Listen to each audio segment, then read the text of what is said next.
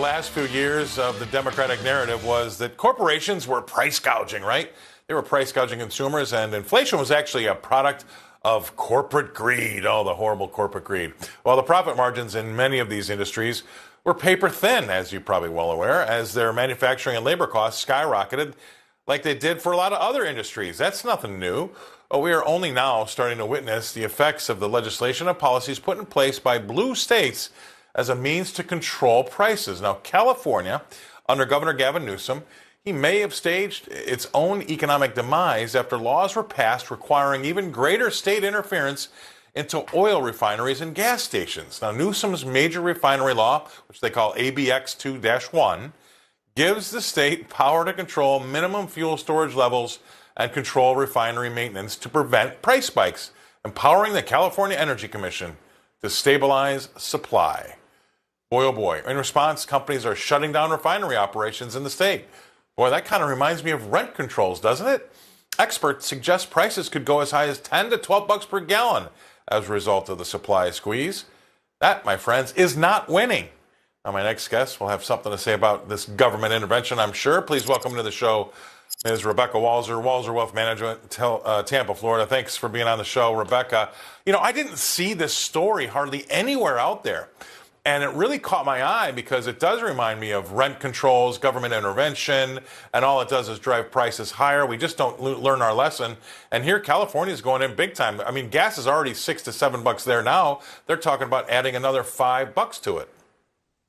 Yeah. So for the listeners, Scott, let's just rewind and go back to maybe people at home are saying, hey, I don't understand. I thought the federal government was the one that actually regulated these kinds of things. And it's very clear in the Constitution, the Commerce Clause definitely gives Congress the right to regulate trade and commerce. But that is among the several states or internationally. When it comes to what happens inside of a state, the state has domain. And so what California has chosen to do is to create within the state of California, much tougher regulations around oil and gas. We also saw, Newsom put forward, hey, he wants this many, like a microcosm of what Biden did, saying we want the, combustion vehicles to be able to have this much gas mileage. So it's really creating, and what happens is there's several states that actually follow what California does. Like California is like they consider a leader, and then they'll automatically follow California.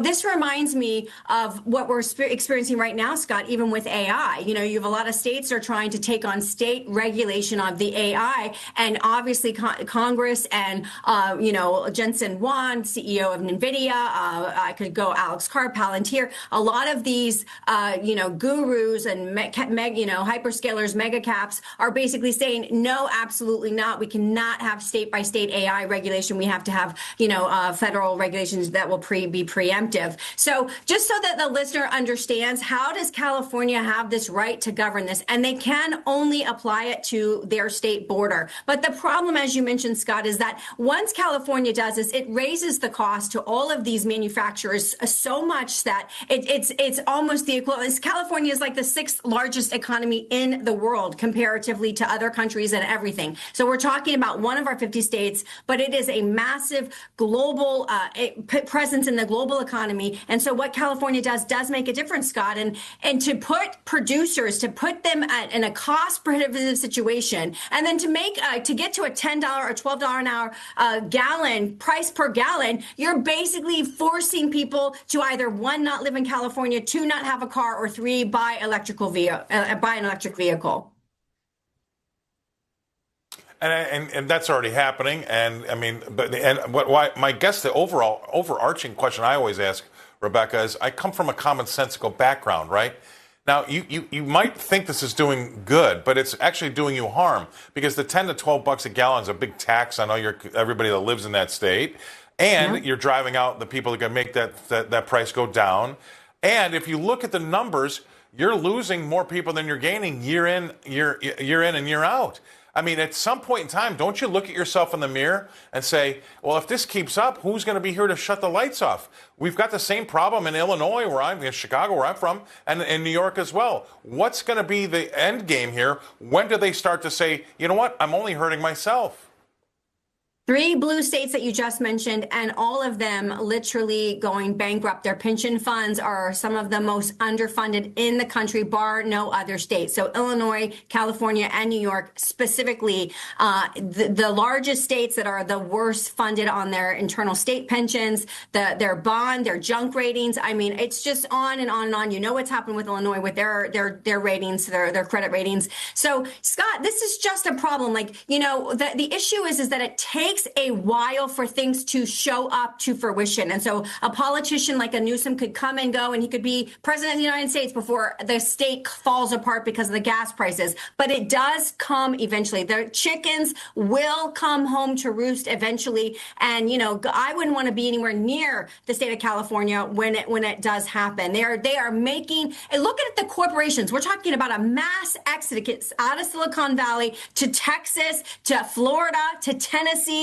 We've got a lot of corporations that are leaving California and saying, we've had enough. We are done. This is getting to be lunacy at this point, trying to follow these not only environmental regulations, but their social norms and requirements that they also put on their boards as far as how many women, how many people of color, how many, it's a very big DEI legislated state, and it is not financially solvent, and I would definitely suggest not looking at California from a tax perspective. Well, I'd say, you're exactly right. And Elon Musk said he left for, he essentially left for Texas. And he said when he got to Texas that the permitting was so bad in California he built his plant in Texas faster than he could get the permits okayed in California. Number one, that's how bad that was there. But number two is I do a radio show on Monday nights in Chicago, right? It's a local one in Chicago for another station. And they're now gouging people when it comes to property taxes because that's the last place of any wealth that anybody's got in that state. And now they've just passed these one-armed bandits they're going to put all throughout the state and the city because they think they can raise $3 billion out of it annually to plug some holes in their budget. So, when they're gouging property and introducing gambling to help stop budget gaps, that's the last gasp. But that means you have nowhere else to turn. I'll give you the last 20 seconds before we got to go. Yeah, the blue states do not actually solve a math equation correctly. They just rely on the federal government to bail them out, or they rely on, like you said, gambling. Let's raise a bunch of money because give people hope that they might win something. I mean, I just want to say Merry Christmas and probably look at leaving a blue state. We'll leave it on that. That's awesome. Thank you very much, Rebecca. Well, my dad would say, Rebecca, he would say, gambling is a tax you don't have to pay. And that's absolutely the case in Illinois. Thank you very much for being on the show, Rebecca. Thank you. Merry Christmas. We love your content. Christmas. Great to have you.